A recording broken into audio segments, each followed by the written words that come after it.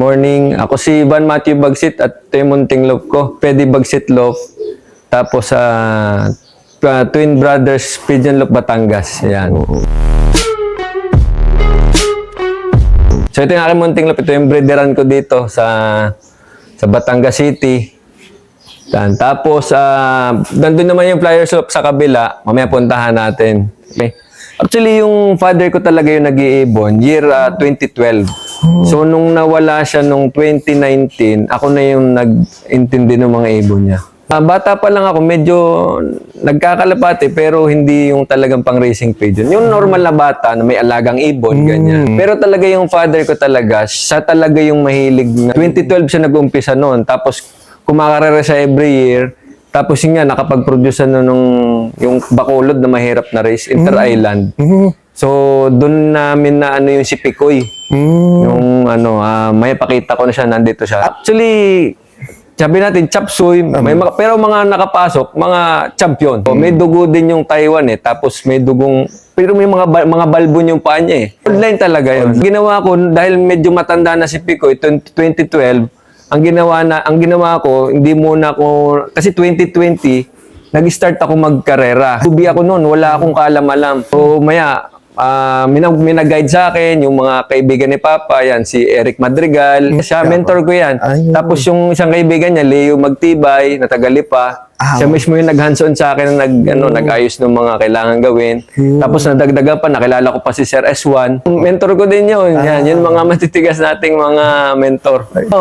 Ang maganda nung start namin, nakaano naman ako noon, nakapag-finisher ako ng Tacloban. Petit ang pangalan. Pero hindi siya kalay ni Picoy. Lucky pair ko lang siya Hire namin siya. Tapos nung trinace ko yung bloodline, yung kabia parehas kay Leo Magtibay. Nagulat kami. Ano yun na yung kanyang 7 title kung tawagin. Ano pa siya noon, yung kung tawagin yung niya, 4 hours overall ng North. 7 title kung tawagin. Napunta rin sa amin yung ibon na yun Kaso lang hindi ko na siya inabot kasi nung nawala si Papa, yung mga ibon,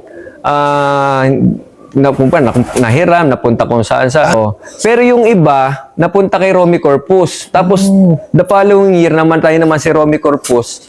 Tapos, napunta naman sa akin yung mga breeder ni Romy Corpus. So, yung mga bloodline nandito ko, yung sa amin na online, tapos Romy Corpus, kay Leo Magtibay, taka itong mga Bernace de Brent ni Eric Madrigal. Yun yung marami ko dito ngayon. Ito, kagaya nito, tawag ko dito VIP cage. Puro kay Eric Madrigal nandi dito. Lahat ito, Bernace de Brent. Kratos line, si Kratos. Ini-infuse ko siya doon sa aking, actually yung 2 times kong tugigaraw, yun ay Picoy cross USA bird. Hindi ko kasi siya dati, hindi ko pinapansin Sabi nga, minsan, nandyan lang sa loft mo yung magbibigay siya ng golden egg. Ayun, talaga super mas kasi limang linggong bagyuhan yun every week.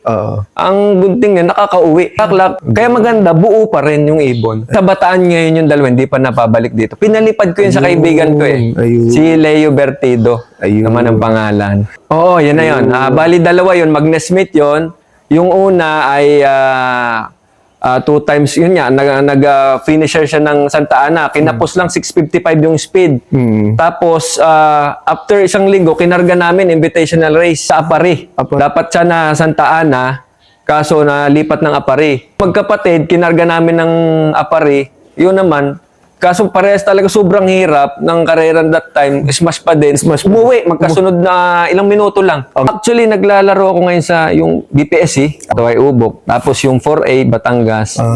Tapos, more on OLR na kasi busy. Hindi tayo makapag, alam mo yun, hindi natin matutukan yung flyer. Wala akong loopman Tapos yun, doon na sa kabaya, sa flyer loop, si mama ko lang nag-iintindi, pakain lang. Kasi, pag flyers kasi, hindi mo na siya para yung 100% na mas tutok ako pag RB.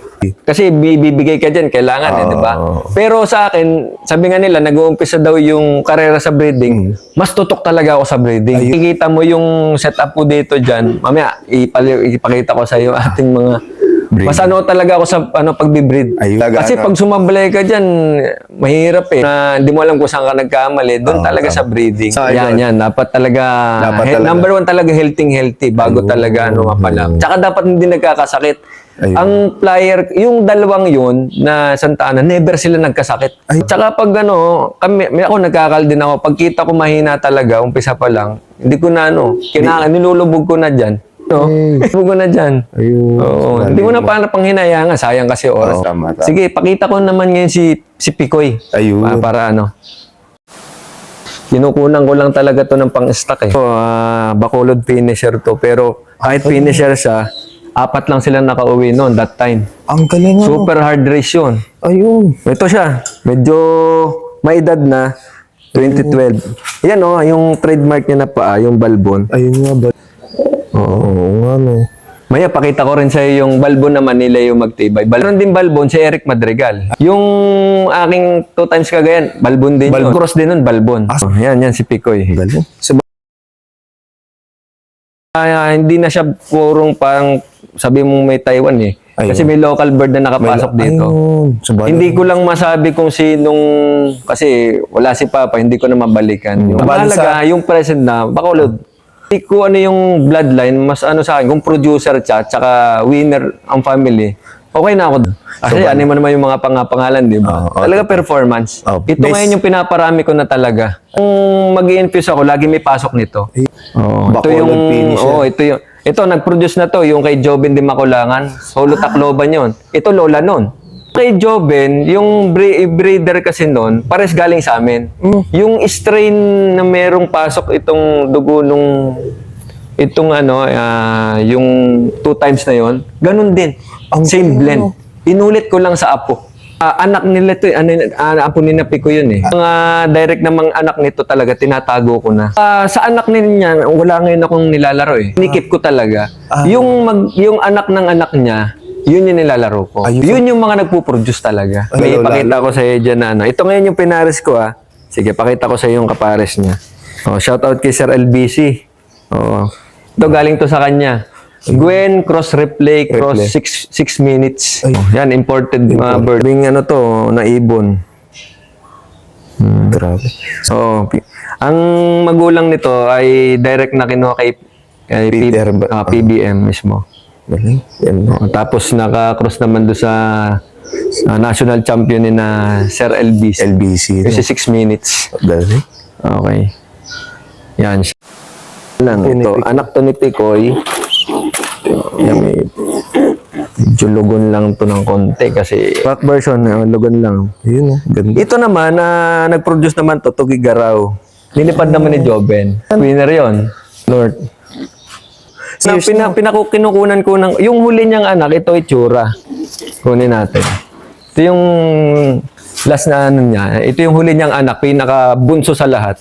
Picoy Cross PBM. Hindi lang nakuha yung balbon. Future breeder natin. Pang-infuse ko dun sa mga USA bird. Papasukan natin ang Bernasa. Okay, Dol. Grabe. Ito. Ganda.